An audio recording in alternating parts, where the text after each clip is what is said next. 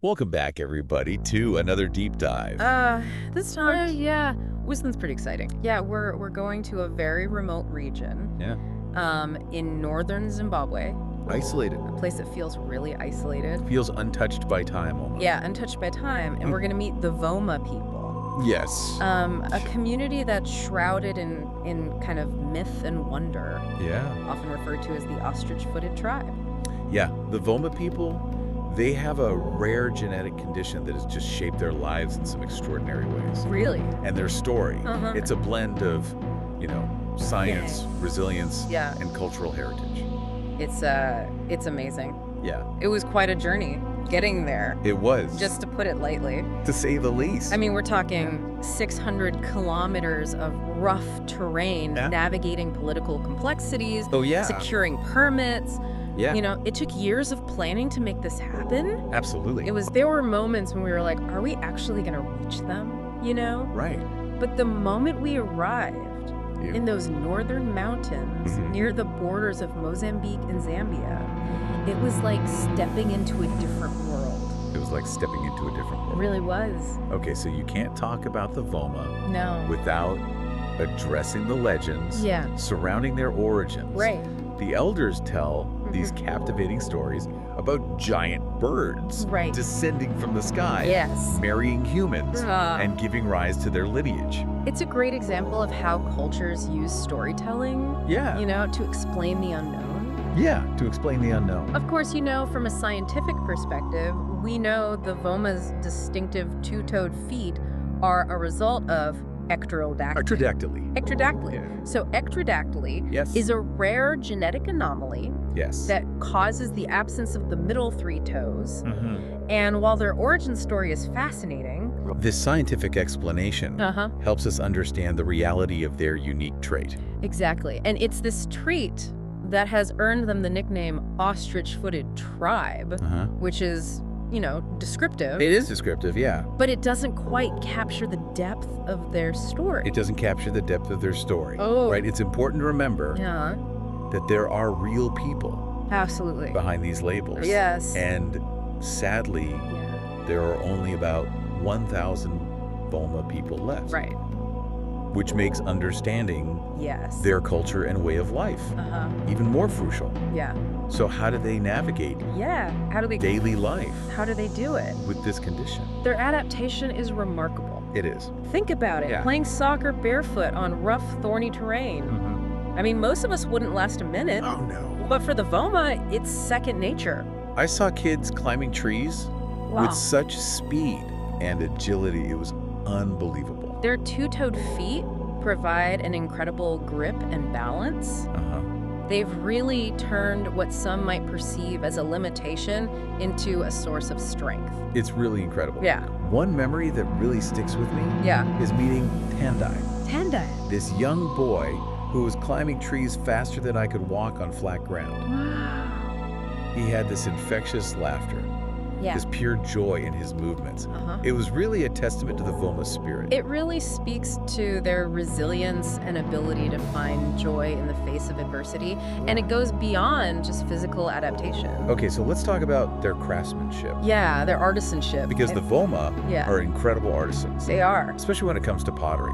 Each year, they gather clay from the riverbanks and meticulously craft these intricate pottery pieces. It's amazing. It's a tradition passed down through generations, connecting them to their land and their ancestors. We actually tried our hand at pottery making alongside them. Oh, yeah. And let me tell you, it was a humbling experience. I bet. Their skill and precision were just incredible. Yeah, it really highlights the depth of their knowledge and that connection they have with their environment. Yeah. They're using resources readily available to them and transforming them into works of art. It's pretty inspiring. It is. It is inspiring. Yeah. It's easy to get caught up in their remarkable adaptations. It is. But we can't overlook the challenges that the Voma face. Right. Their isolation, while it's preserving their culture, has also limited their access to resources. Healthcare and education. Yeah, and there's the complex issue of intermarriage within the community. It's a practice rooted in tradition, helping to maintain their cultural identity. But it also poses health risks for future generations.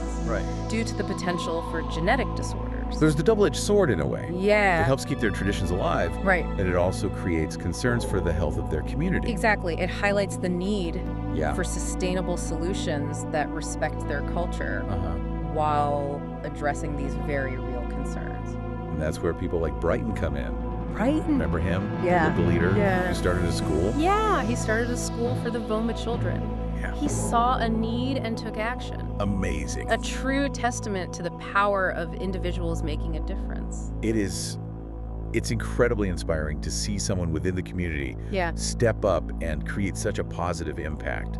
What does having access to education mean for the Voma children? I mean, education is a catalyst for change. It is. It empowers these children with knowledge and skills, opening doors to opportunities that might otherwise be inaccessible. It's like giving them a chance to break free from the cycle of poverty and isolation. Precisely. And it also equips them to become advocates for their community, to find solutions that are both sustainable and culturally sensitive. That's amazing. Brighton School is a beacon of hope.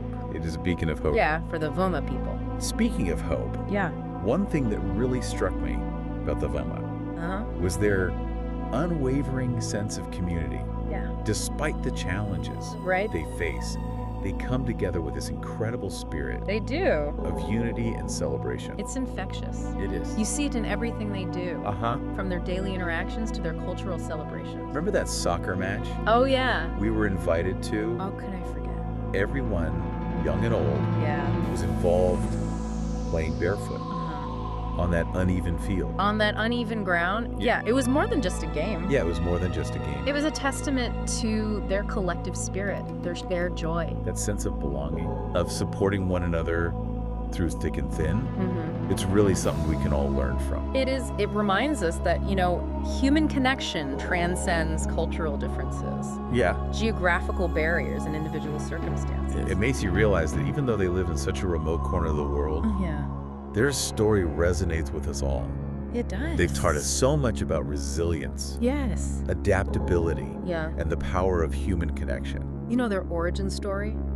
The myth of the giant birds. It's fascinating how those tales shape a community's identity and provide a sense of belonging, a connection to something larger than themselves. It's a beautiful reminder that while science gives us factual explanations, there's a certain magic in storytelling and how it connects us to our past. So we've journeyed to the remote mountains of Zimbabwe, met the incredible Voma people, learned about their unique way of life. What stays with you? It's the striking blend of strength and vulnerability. We've been captivated by their resilience, their adaptation to extradactyly and their vibrant culture. But at the same time, we've seen those very real challenges they face.